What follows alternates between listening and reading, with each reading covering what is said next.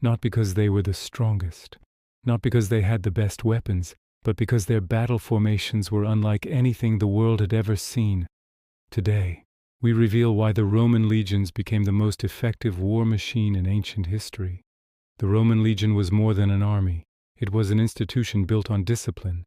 Every formation, every maneuver, every decision was practiced again and again until it became second nature. What looked simple on the battlefield was actually the result of decades of structured training.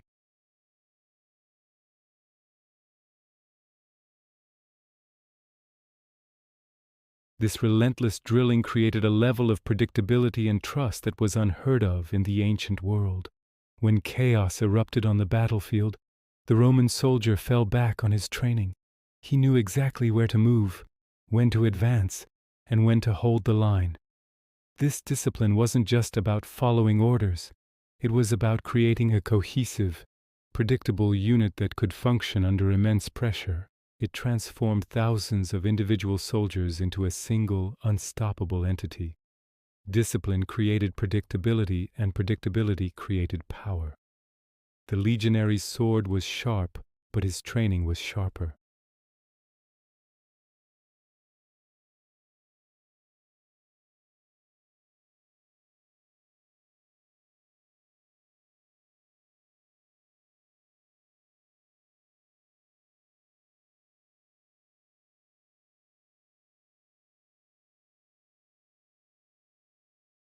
The front line, the hastati, were young and eager. Behind them were the principes, seasoned veterans in their prime. And at the very back, the triarii, the most experienced soldiers, held as a final reserve. This checkerboard layout gave them incredible flexibility. On uneven ground, where a solid phalanx would break apart, the maniples could move independently, flowing over the terrain like water.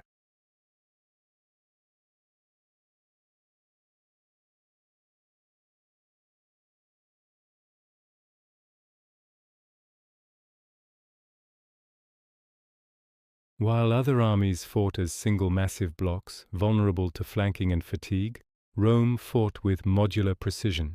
This ability to adapt and endure was Rome's first great innovation in warfare.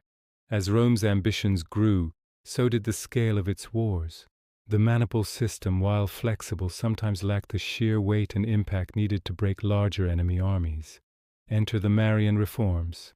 In the late Republic, Rome restructured its forces into cohorts.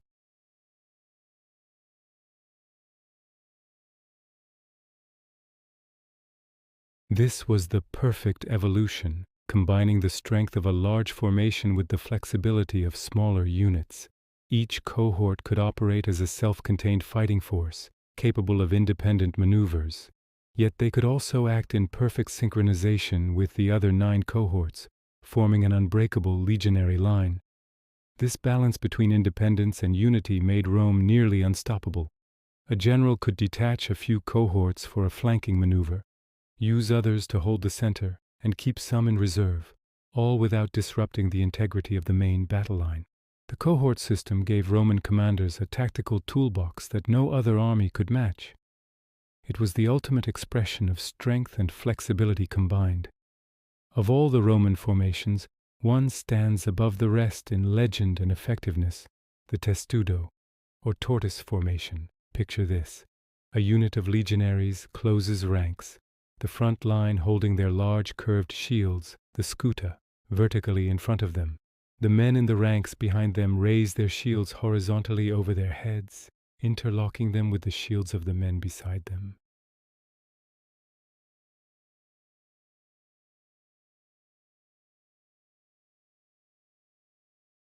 The testudo wasn't just a static shield wall, it was a tool of offensive defense.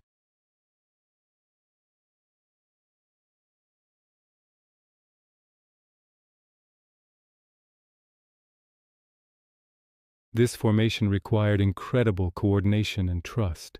Each man had to rely completely on his comrades to maintain the integrity of the shell.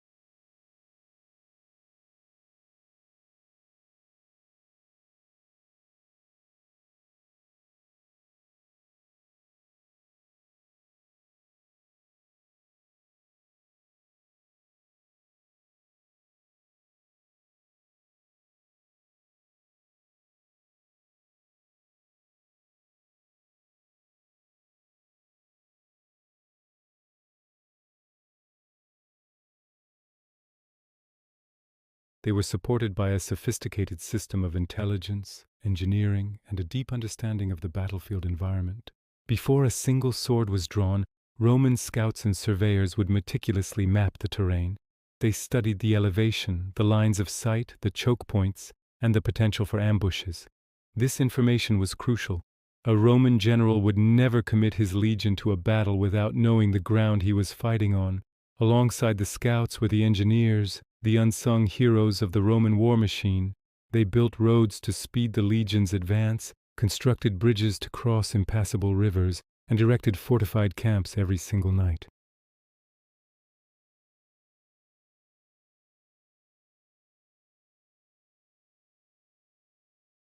Every battle formation was therefore chosen based on a careful analysis of the terrain, visibility, and mobility. Rome understood that war is fought in the mind as much as it is on the field.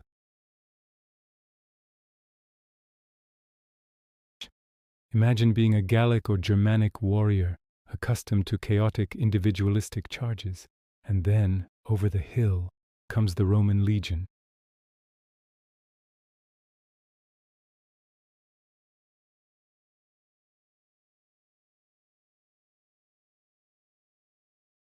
Their polished helmets and armor glint in the sun. Above them, the golden eagle standard, the aquila, the very soul of the legion, is held high.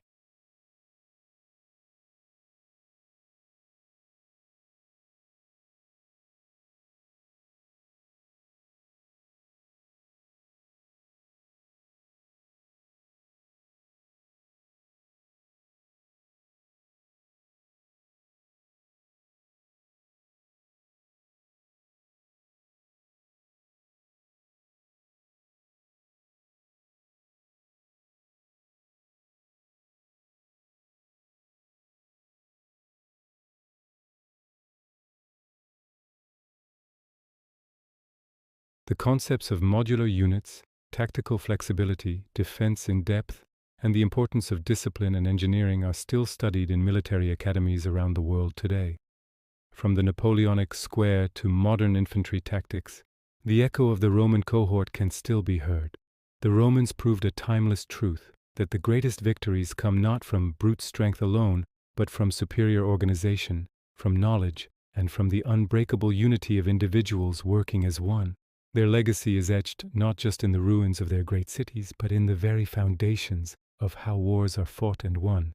Thank you for joining us on this journey back to ancient Rome. If you found this look into military history fascinating, be sure to like this video and subscribe to our channel for more deep dives into the strategies that shaped our world.